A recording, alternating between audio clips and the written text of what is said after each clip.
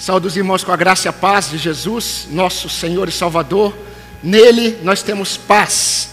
E nós desejamos que, nesta noite, mais uma vez, por meio de sua palavra, essa paz, ela não apenas aumente, mas que essa paz transforme também os nossos corações. Amém, queridos? Convido você a abrir a sua Bíblia em 1 Tessalonicenses. 1 Tessalonicenses, capítulo 1. Gostaria que você me acompanhasse nos versículos de 4 a 8, sendo que nós estamos observando o versículo 3.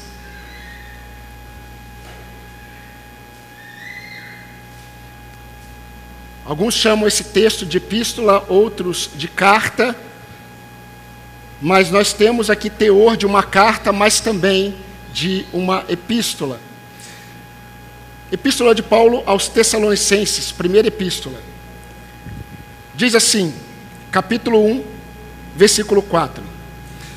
Sabemos, irmãos amados por Deus, que Ele os escolheu, porque o nosso evangelho não chegou a vocês somente em palavra, mas também em poder, no Espírito Santo e em plena convicção. E vocês sabem muito bem qual foi o nosso modo de agir entre vocês, para o próprio bem de vocês. Versículo 6. E vocês se tornaram nossos imitadores e do Senhor, recebendo a palavra com alegria que vem do Espírito Santo, apesar de muitos sofrimentos. Assim vocês se tornaram modelo para todos os crentes na Macedônia e na Caia. Porque a partir de vocês a palavra do Senhor repercutiu não só na Macedônia e na Caia, mas a fé que vocês têm em Deus repercutiu em todos os lugares, a ponto de não termos necessidade de dizer mais nada a respeito disso, até aqui. Bem, queridos, nós estamos estudando uma série de mensagens há 3 domingos já, nessa primeira epístola de Paulo aos Tessalonicenses. E nós já vimos, queridos, que esse apóstolo aos gentios, ele teve uma história com essa igreja, e o início da história de Paulo com esta igreja se dá quando Paulo, ele está na região costeira da Ásia Menor, da antiga Ásia Menor. Paulo está em Troade, Paulo está ali com Silas, Paulo está ali com Timóteo, Paulo está ali com Lucas. E Paulo tem a visão de um homem da Macedônia, um homem europeu. E esse homem pede para que Paulo passe até a região da Macedônia. E Paulo, ele não aguarda muito tempo. Paulo se coloca num navio e ele parte com os seus irmãos para a Macedônia. Quando Paulo chega na Macedônia, isso nós podemos observar em Atos capítulo 16, quando Paulo chega na Macedônia, Paulo ele vai até Filipos. E Paulo ele encontra muita dificuldade e muita luta em Filipos. Paulo sofre bastante em Filipos e nasce em Filipos a Igreja Batista Apacentar em Filipos. Todos fazem essa brincadeira, não é? Com as suas igrejas. Mas Paulo ali, ele experimenta algo muito difícil. E ele vai falar sobre isso no capítulo 2, versículo 2 dessa primeira epístola aos Tessalonicenses. Depois que Paulo ele está em Filipos, Paulo ele vai para Tessalônica. E quando Paulo chega em Tessalônica, ele sofre muita oposição, principalmente dos judeus. Os judeus, eles contratam homens para se levantar, para caluniar o que Paulo estava pregando e os demais apóstolos. Para os irmãos terem uma ideia, os judeus de Jerusalém, eles diziam que Paulo, ele era o principal agitador da seita dos nazireus, dos nazarenos. Isso você pode ler em Atos 23, no testemunho dos próprios judeus de Jerusalém. Paulo, ele é tido por eles como o líder principal da seita do Nazareno, o grande agitador da seita dos nazarenos. Mas, queridos, além dessas lutas em Tessalônica, Paulo ele vai dizer em todas as suas epístolas, quase todas, que ele experimentava, juntamente com os demais apóstolos, muitas oposições de Satanás. O irmão pode ler isso no capítulo 2, versículo 18. Ele vai falar dessa oposição de Satanás com ele. Mas, queridos, quando nós observamos o que aconteceu em Tessalônica, nós vamos perceber que, diferente do solo rochoso da parábola do semeador que vocês ouviram, muitos em Tessalônica acolheram a palavra em plena convicção e poder do Espírito Santo. Está no capítulo 1, versículo 5, isso. Paulo relata. E nós precisamos já percebendo que a forma como uma pessoa, ela recebe o Evangelho e responde às santas confrontações de amor que o Evangelho produz, essa pessoa demonstra que ela está fundamentada, experimentando o mover do Espírito Santo de Deus, não apenas um mero momento emocional. Essa é a realidade de todo aquele que é encontrado por Cristo. O Evangelho, ele confronta o pecador com o amor de Deus. E o homem que experimenta a manifestação do Evangelho, ele experimenta o poder regenerador do Espírito Santo. Ele não está fundamentado em emoções. E esses irmãos de Tessalônica, eles ouviram a mensagem, e logo que eles ouviram, eles foram confrontados. E quando eles foram confrontados pela palavra, eles abandonaram os seus ídolos familiares. E assim fizeram exatamente por causa do poder da graça de Deus que estava agindo neles. Paulo fala sobre esse poder, sobre essa palavra agindo neles, no capítulo 2, versículo 13. Meus queridos, esse foi o impacto que o Evangelho produziu. Mas quando o Evangelho ele produz esse impacto, esse arrependimento na vida da pessoa, na vida das pessoas, nós vamos perceber algumas evidências. E o que nós temos visto no versículo 3 são exatamente essas evidências. E a primeira evidência que nós vimos foi a fé resiliente que enaltece a Cristo. Estão lembrados? Vimos isso domingo passado. Essa fé resiliente que enaltece a Cristo é exatamente a fé que faz com que o cristão permaneça firme, mesmo diante de tantas adversidades, porque os seus olhos não estão repousando em sua própria capacidade de suportar a aflição.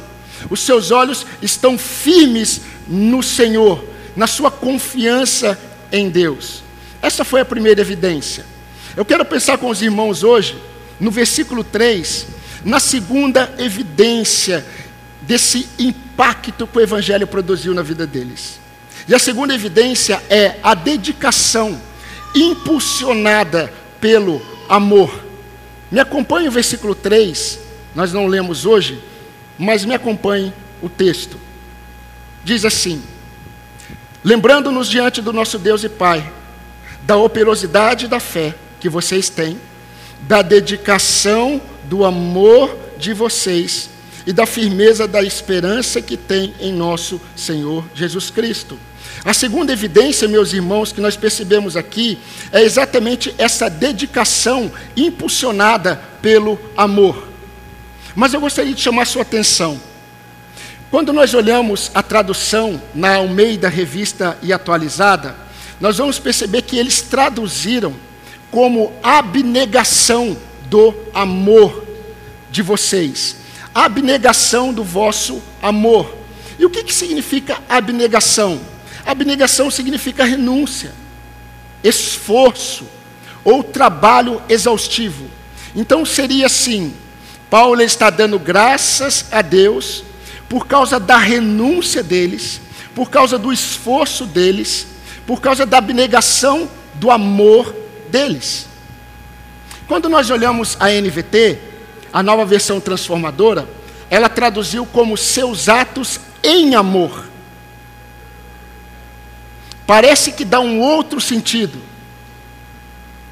Nesse texto específico, queridos, eu creio que a NVI, ela traduziu esse texto e trouxe para mais perto daquilo que o apóstolo Paulo estava pensando quando ele disse isso aos crentes de Tessalônica.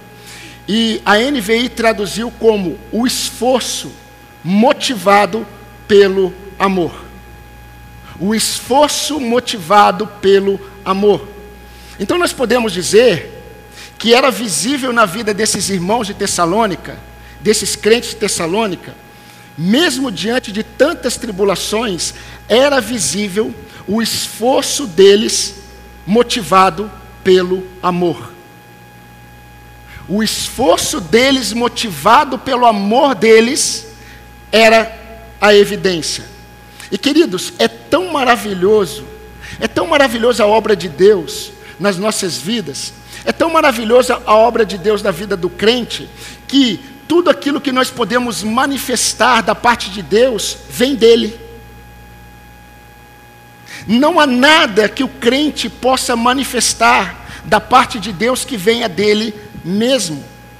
Se os irmãos compararem o versículo 3 com Romanos capítulo 5, versículo 5, nós estamos aqui com o mesmo autor bíblico, Paulo, nós podemos compreender essa mesma mentalidade. O que Paulo vai escrever aos romanos, lembre-se que essa epístola, quando Paulo escreveu, ainda não havia a epístola aos romanos. Talvez a epístola aos Gálatas, se nós acreditarmos que a epístola aos Gálatas foi a primeira epístola de Paulo. Eles não tinham o texto de Romanos. Mas o que Paulo está agradecendo a Deus é que Paulo percebeu uma evidência neles, que Paulo vai escrever em Romanos capítulo 5, versículo 5. E Paulo diz assim lá: a esperança não nos deixa decepcionados, porque o amor de Deus, ele é derramado em nosso coração pelo Espírito Santo que nos foi dado. Isso está lá em Romanos 5, 5. Agora, será que o amor que foi derramado em nossos corações é a capacidade que Deus nos deu para amarmos as pessoas? Ou o amor de Deus que foi derramado em nossos corações pelo Espírito Santo é a própria manifestação do amor de Deus quando nos salvou? Nós precisamos pensar, queridos, nisto que Paulo está falando, não separadamente daquilo que Paulo está expondo em toda a epístola, sobre o que o Evangelho produziu na vida deles. Ou seja, essa expressão esforço motivado pelo amor, não deve colocar os nossos olhos apenas no esforço deles. O testemunho do esforço deles tem uma mola propulsora. A grande questão que Paulo está dando ênfase aqui é que aquilo que estava impulsionando o esforço dele é que deve ser observado. O que estava impulsionando o esforço desses crentes, a renúncia, a abnegação, era exatamente o amor que eles receberam. Isso precisa ficar em evidência aqui para nós. Com isso, Paulo está mostrando o segundo fruto que o Evangelho produziu neles. Meus irmãos, é verdade, e nós vamos observar, se o Senhor permitir, o quanto o Evangelho produziu naqueles crentes um amor uns pelos outros. Eles se dedicaram na prática do amor fraternal. Nós vamos enxergar isso. Mas o que Paulo está mostrando aqui é que o amor demonstrado ao próximo, o esforço deles na obra do Senhor, tudo era fruto do reconhecimento do amor que eles receberam em Cristo Jesus. Ou seja, vocês percebem que eu insisto para que você entenda. O que Paulo está mostrando aqui, que por causa do amor de Deus, que foi derramado em seus corações pelo Espírito Santo, o esforço deles, o labutar deles, era movido por esse amor. Resumindo, o esforço diligente desses crentes estava fundamentado na gratidão a Deus, pelo amor que eles receberam da parte de Deus em Cristo Jesus. Meus queridos, provavelmente, antes de ler Romanos, porque eles não tinham a epístola de Paulo aos Romanos, antes de ler Romanos, pelo Espírito Santo, eles já tinham em mente o que Paulo iria escrever.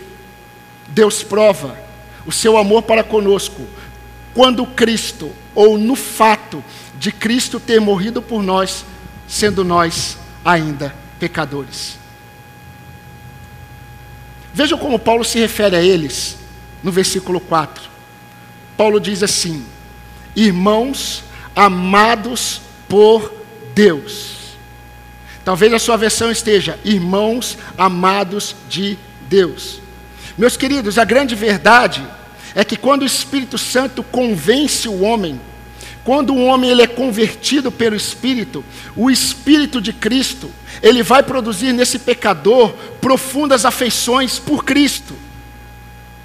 Como eu disse hoje pela manhã, ele me glorificará, disse Jesus Cristo sobre o Espírito.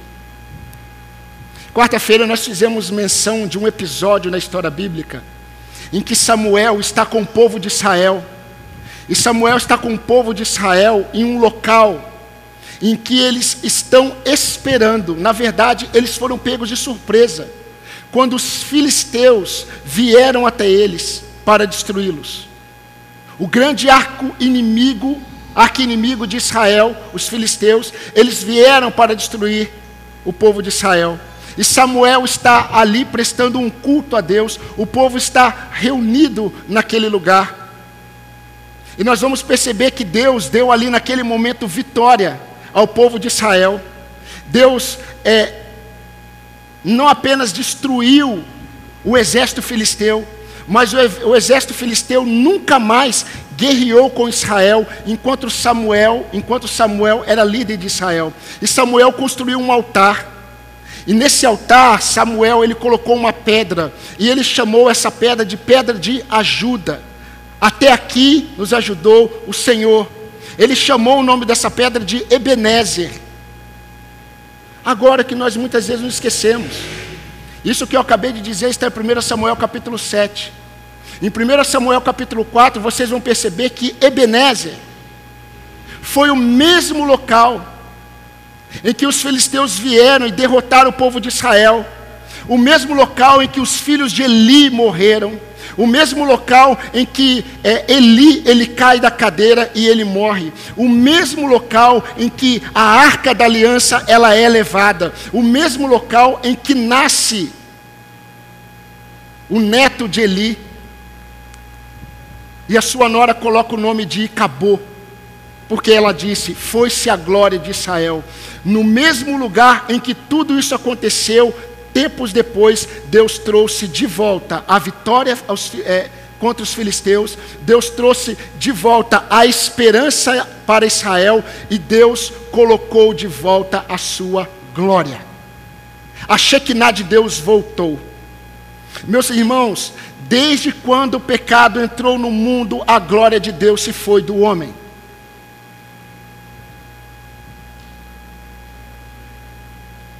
E quando Deus abriu os nossos olhos, revelando a nós a sua glória na face de Cristo Jesus, quando Deus abriu os nossos olhos por meio do Evangelho, Deus manifestou no lugar onde habitava trevas. Em Cristo essas trevas elas se dissiparam. Amém, irmãos? No lugar onde faltava esperança, Deus nos encheu de esperança eterna em Cristo Jesus. No lugar onde habitava inimizade contra Deus, Deus nos fez filhos e nos deu acesso à sua presença. No lugar onde havia condenação, derrota, em Cristo Jesus, nós fomos libertos e fomos feitos mais do que vencedores. E tudo isso, queridos, aconteceu sem merecermos nada, sem nenhuma iniciativa nossa, porque não fostes vós que escolhestes a mim, mas eu escolhi a vós outros. Tudo isso, queridos, como prova do amor de Deus para conosco. Mas Deus prova o seu amor para conosco quando Cristo Jesus morreu por nós, sendo nós ainda pecadores. Romanos 5, 8.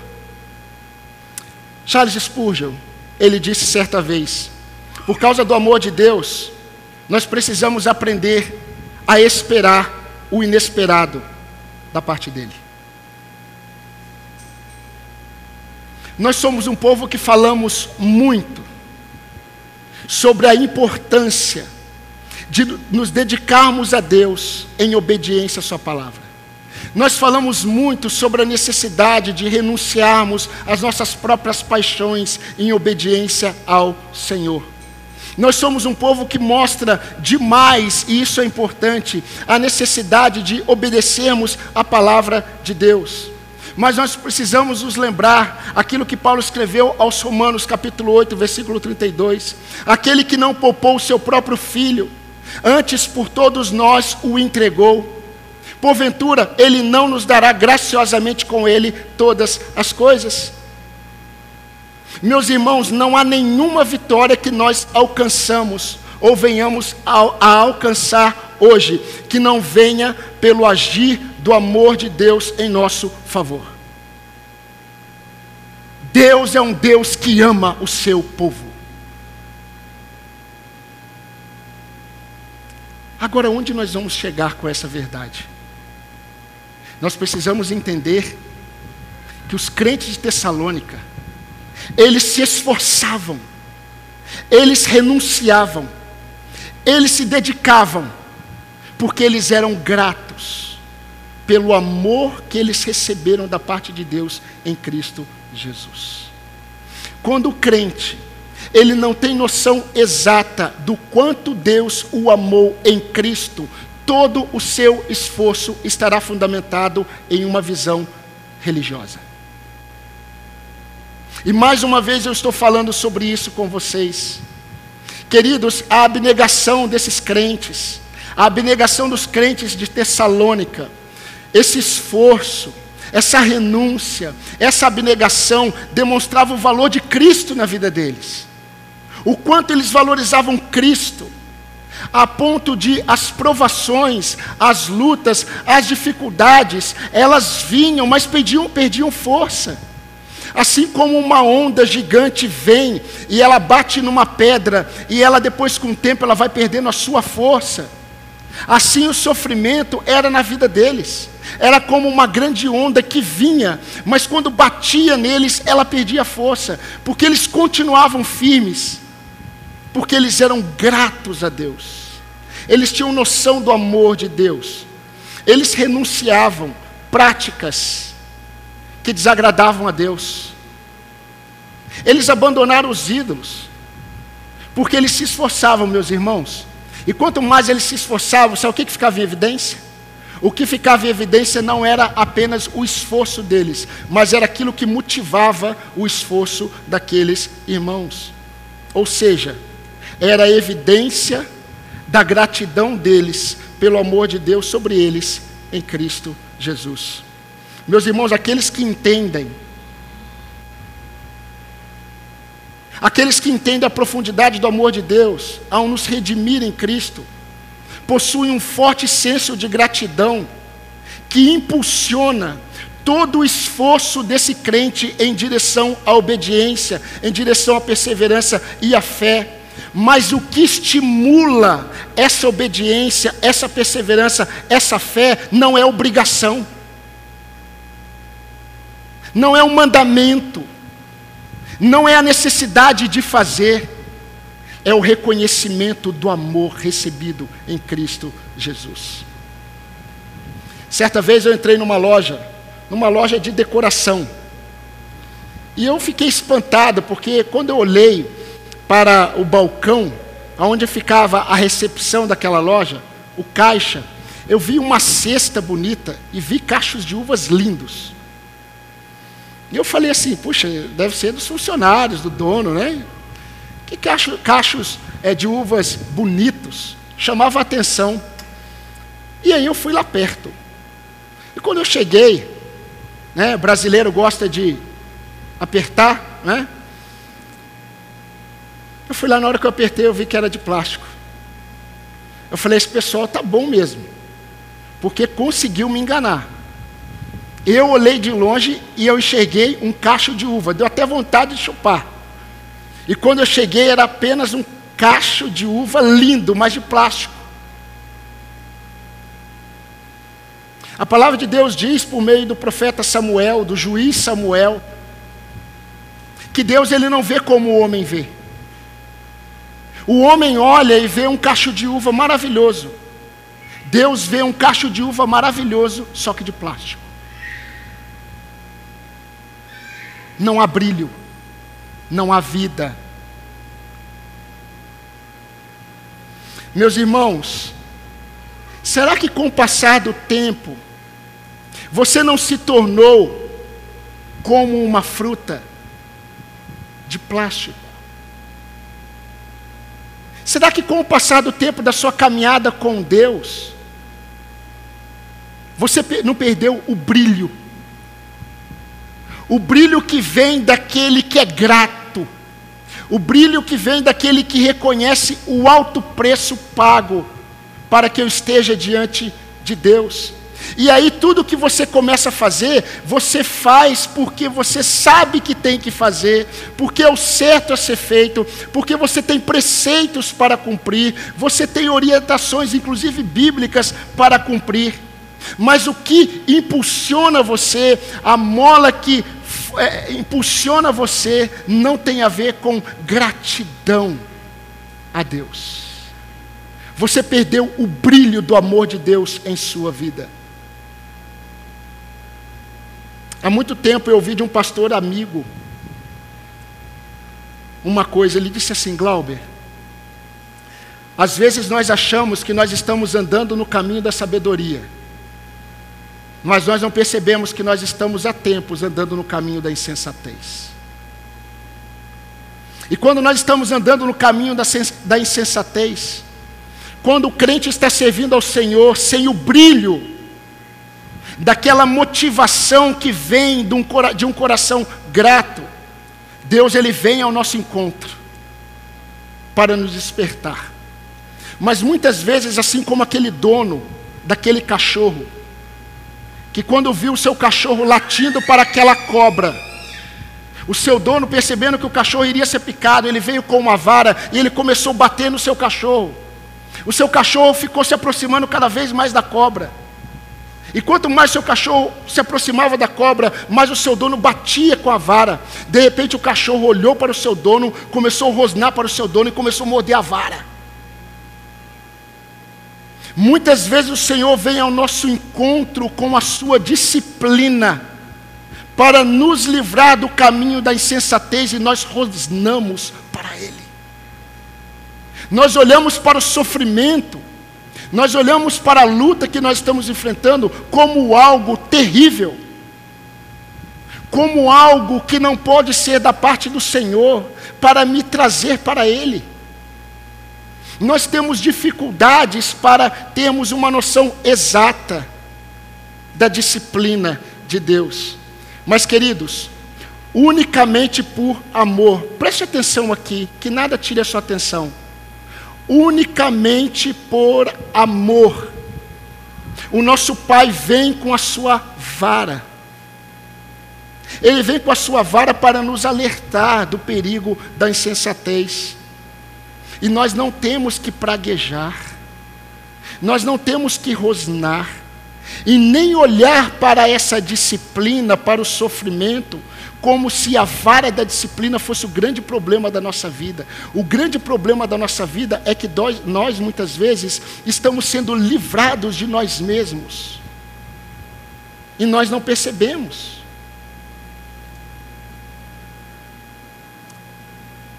Quando Deus vai disciplinar Israel, uma das maiores disciplinas de Deus para com Israel, Deus levanta o profeta Jeremias, e Jeremias chega para o povo. Jeremias prega e diz para o povo: vocês serão disciplinados por Deus, por causa do pecado de vocês, por causa do pecado dos vossos pais, por causa da dureza do coração de vocês, mas eu tenho que dizer algo para vocês que Deus manda eu dizer para vocês: eu amei vocês com amor eterno, com amor leal, eu atraí vocês. Isso está em Jeremias 31:3. Meu querido irmão, minha querida irmã, será que no seu dia a dia, Deus encontra um coração agradecido e impulsionado pelo alto preço que foi pago em amor pela sua vida?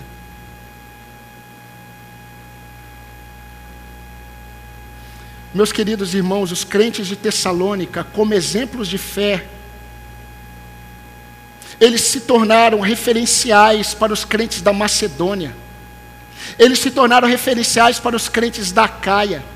Não apenas porque a fé deles, a resiliência deles, enaltecia a Cristo, mas porque aqueles crentes percebiam, os demais crentes, percebiam que os crentes de Tessalônica, eles se esforçavam, eles trabalhavam, eles permaneciam firmes, mas o que ficava em evidência era a gratidão deles, o reconhecimento do amor que eles tinham por Deus.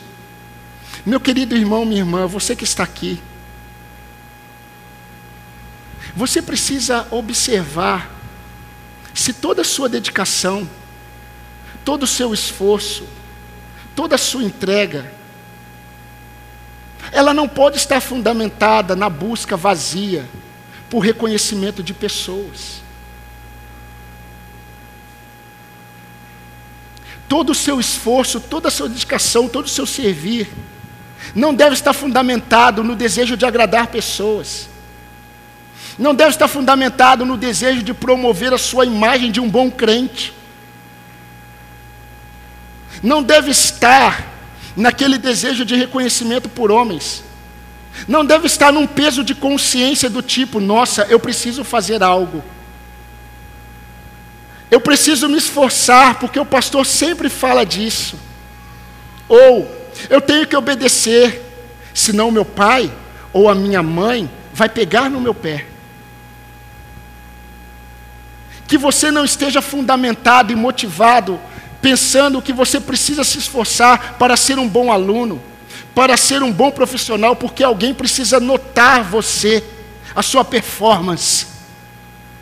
Eu já me deparei com crentes frustrados, porque os seus patrões não estão enxergando o labor deles. E eu perguntei para esse crente, você trabalha pensando em quem? Eu aprendo com o Senhor que eu tenho que servir ao meu patrão como se eu estivesse servindo a Cristo, não na vista dos homens. Porque o meu objetivo não é ser visto pelos homens. Porque quem é o meu Senhor não é o meu patrão, é Cristo. A Ele vocês estão servindo.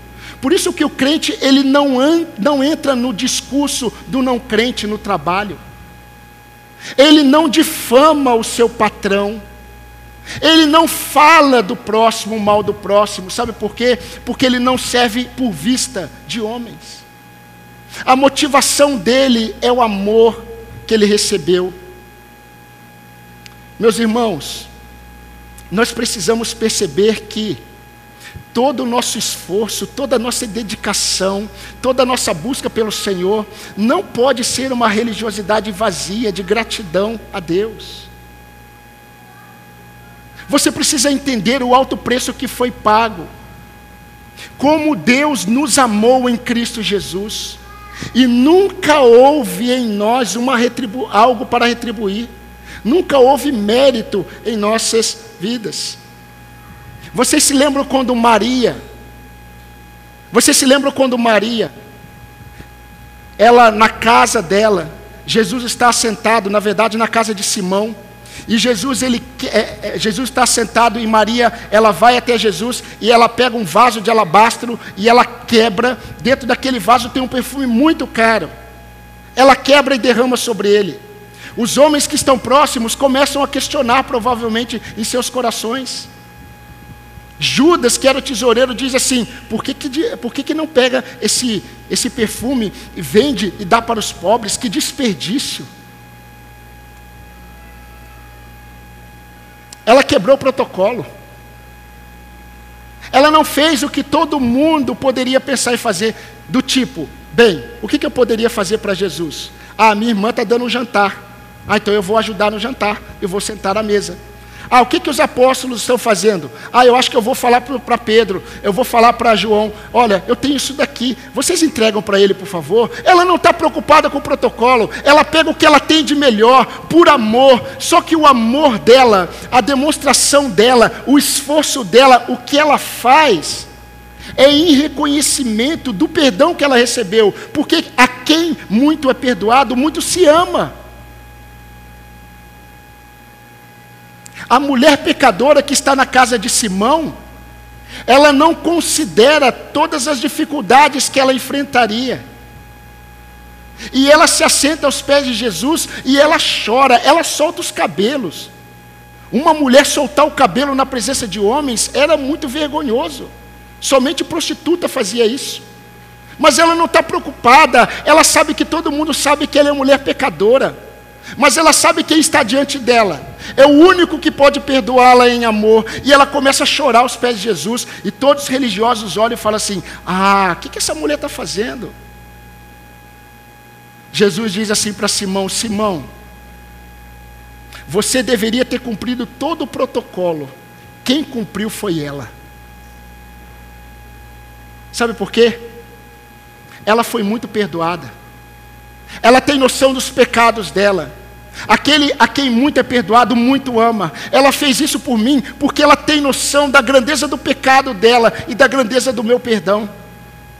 Meus irmãos, quando nós amamos, nós não contabilizamos o custo do servir a Cristo. Nós não ficamos: o que eu posso fazer com esse nardo? O que eu posso fazer com esse perfume? Eu poderia fazer muitas coisas, mas eu não penso nisso. Eu não contabilizo o custo do meu esforço. Muitas vezes, o Espírito Santo toca no nosso coração. E o Espírito Santo diz para a gente assim: ora por aquele irmão, liga para aquele irmão, visita aquele irmão. E nós começamos a contabilizar. Mas fulano de tal deve estar indo. O pastor disse que está indo. O pastor disse que ora por ele, o pastor disse que conversa. Você começa a contabilizar. Deus está tocando no meu coração para que eu abençoe aquela pessoa, para que eu abençoe aquela família. Aí eu começo a contabilizar. Mas será? Será que eu faço? Será que eu não faço? O nosso esforço, o nosso servir, ele muitas vezes está fundamentado não no amor que Deus nos amou, na gratidão, mas muitas vezes naquilo que nós achamos devemos fazer ou não devemos fazer, é certo ou errado. Eu gostaria de destacar para vocês, queridos, chamar a sua atenção para duas realidades sobre o amor de Deus. Duas observações. A primeira observação é que o amor de Deus que eu experimento em Cristo, com todas as suas promessas, desacredita qualquer argumento que se levante contra a minha fé. Eu vou repetir essa primeira observação. O amor de Deus que eu experimento em Cristo, com todas as suas promessas, tira o crédito de todo o argumento que se levanta contra a minha fé em Cristo. Você já deve ter ouvido de Policarpo de Esmirna. Ele foi discípulo de João. Policarpo já era um idoso. E Policarpo foi preso por Roma. O procônsul romano disse para Policarpo, ele olhava para Policarpo, um velho já de 80 anos. Ele olhava para Policarpo e ele tinha pena de Policarpo. E ele dizia para Policarpo: Policarpo, faça o seguinte, vocês são tidos como ateus, porque vocês não adoram os deuses romanos, e isso é prejudicial para Roma. Nós podemos perder a guerra porque nós não estamos adorando os nossos deuses. Então todo aquele que está debaixo do Império Romano precisa adorar pelo menos um Deus romano, e vocês são ateus, vocês não adoram os nossos deuses. Policarpo, renuncia esse nazareno e apenas escreve um decreto que você acredita, e pelo menos em um Deus romano. E Policarpo ele negava, mas com uma palavra muito doce. Ele era discípulo de João, muito calmamente. E o procônsul tentando de todo jeito persuadir Policarpo. E ele chegou ao momento que ele falou para ele: olha, Policarpo, você será queimado vivo se você não renunciar. E Policarpo, ele olhou para a multidão que estava gritando para que ele fosse morto. Ele olhou para o procônsul e disse assim: por 80 anos eu tenho servido ao meu Senhor e ele só me faz bem. Como eu poderia negá-lo? E quando for amarrar Policarpo de Esmirna para ser queimado, ele disse para os soldados: vocês não precisam me amarrar. Deus me dará forças para ficar firme enquanto o fogo me consome. Mas percebam que o que ele falou demonstrou que a firmeza dele estava fundamentada no entendimento que ele tinha do grande amor que ele recebeu em Cristo. E o que o impulsionou a permanecer firme diante daquela adversidade foi exatamente o amor de Deus em Cristo Jesus. Queridos, foi a mesma experiência com esse amor que levou Paulo e Silas lá na prisão de Filipos. Mesmo depois de chicoteados, com as costas marcadas pelos chicotes, eles cantavam. À meia-noite eles cantavam. Eles cantavam em gratidão. Eles cantavam, talvez, tenho paz em Jesus. Tenho paz em Jesus. Tenho paz em Jesus. A grande questão é se isso que nós estamos falando revela uvas de plástico, ou se há vida nessas palavras que nós cantamos para o Senhor nesta noite. Querido, de fato, tudo o que você faz, todo o seu esforço, todo o seu zelo, toda a sua obediência está fundamentada em quê? Será que não é naquela visão, eu preciso, eu tenho, se eu não fizer, ou unicamente eu faço, eu me esforço, eu me dedico, porque eu sou grato ao meu Senhor que me amou? É por causa desse amor, queridos, que muitos irmãos na Nigéria, o país que mais mata cristãos no nosso tempo, é por causa desse amor que eles conseguem suportar e perseverar. Eu recebi uma mensagem nessa tarde: ore pelo pastor em uma certa cidade, num certo país. Há 5 anos a esposa está orando por ele. Ele foi sequestrado. Ele foi sequestrado porque ele estava abrigando alguns islâmicos que haviam se convertido. E ele estava abrigando essas pessoas. As câmeras filmaram e pegaram ele sendo parado numa avenida principal daquele país, naquela cidade. E ele foi levado há 5 anos, ninguém sabe onde ele está. Por que ele guardava aquelas pessoas que estavam se convertendo? Porque ele entendia o amor de Deus, não apenas por ele, mas por aquelas pessoas. O amor de Deus que eu experimento em Cristo, com todas as suas promessas, desacredita qualquer argumento que se levanta contra a minha fé. A segunda observação, caminhando para o fim: se nós formos atraídos por outros amores, se nós não formos atraídos pelo amor de Deus em nossos corações, nós seremos atraídos pelos amores que nos afastam do Senhor. Se você não estiver sendo atraído pelo amor de Deus, que alcançou você, você será atraído por outros amores. O velho João, ele escreveu: não ameis o mundo, nem as coisas que no mundo há. O seu coração não diz isso para você. João disse: não ameis o mundo, nem as coisas que no mundo há. Se alguém amar o mundo, o amor do Pai não está nele. Porque tudo que é no mundo, os desejos da carne, os desejos dos olhos, a soberba da vida, não procede do Pai, mas procede do mundo. 1 João 2, 15 a 16. Eu espero que isso não aconteça com você, meu amado, meu querido.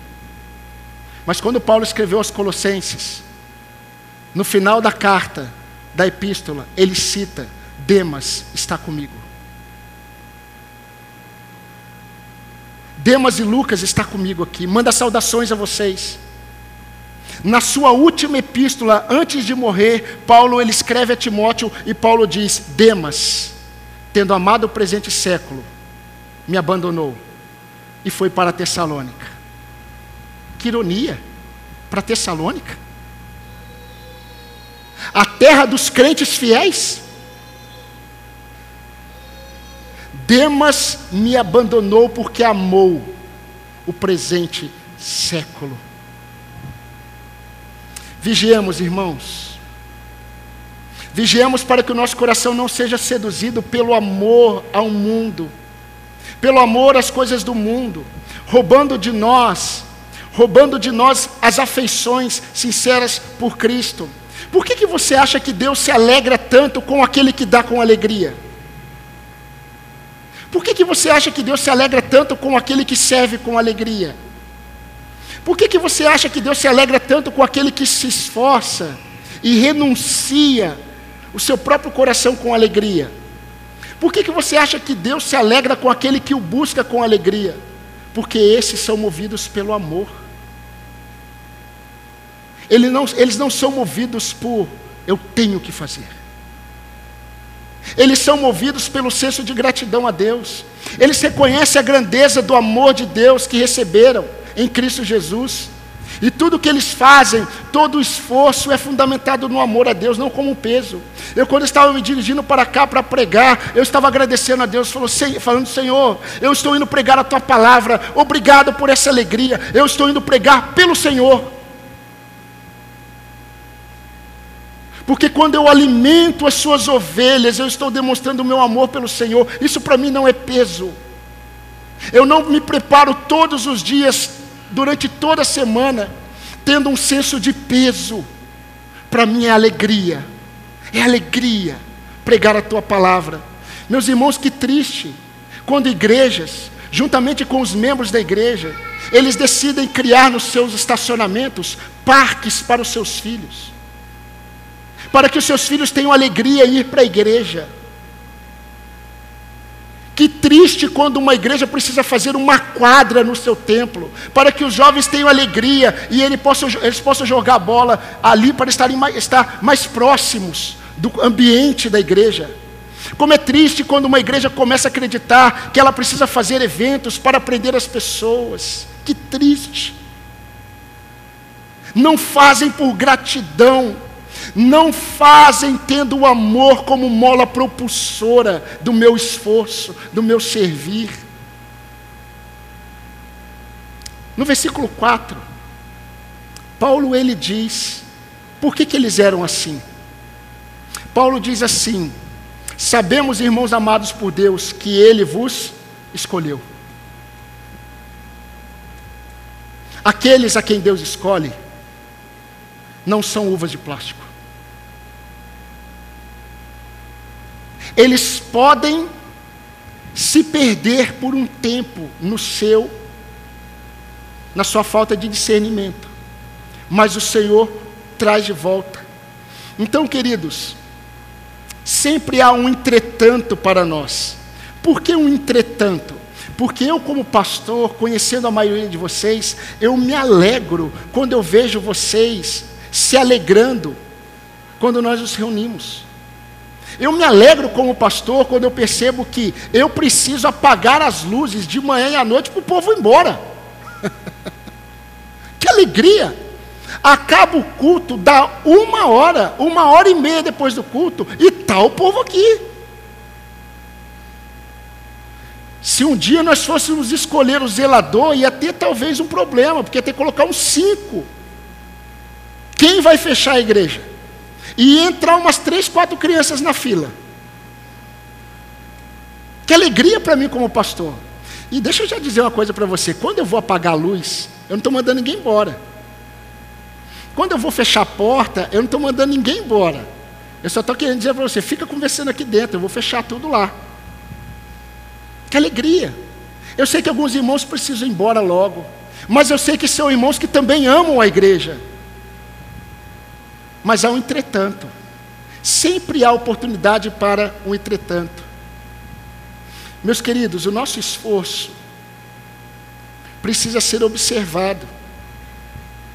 Você precisa observar o que tem motivado o seu esforço quando você vai ler a Bíblia. O que tem motivado você quando você percebe que você precisa se dedicar à oração? O que tem motivado você quando você se dedica à prática do bem? O que tem motivado você quando você se depara com as pessoas no seu ambiente de trabalho? Com as dificuldades no ambiente de trabalho?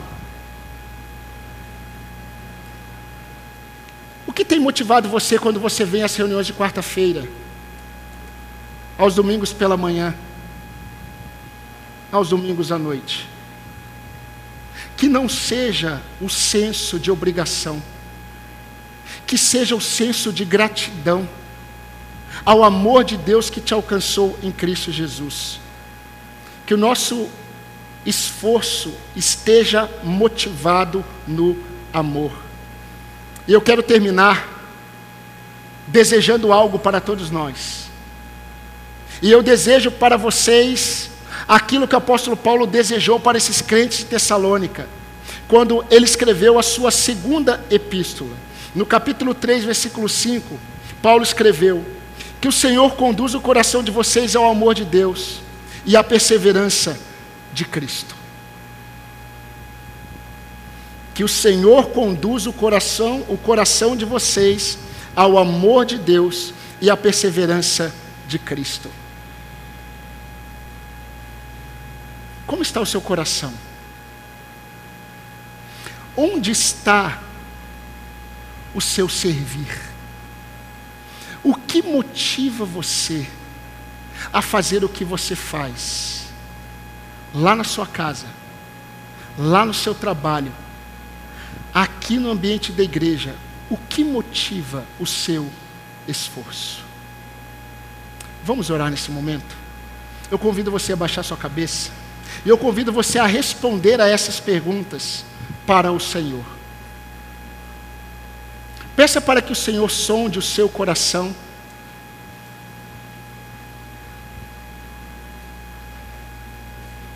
Peça para que o Senhor mostre a você se existe talvez pelo menos um pouquinho de um senso de peso, de dificuldade, de obrigação em fazer as coisas para o Senhor. E aproveita esse momento para agradecer a Deus por tão grande amor que te alcançou. Que o Espírito Santo produza em você afeições por Cristo e todo o seu esforço esteja fundamentado no amor que você recebeu na pessoa e na obra dele.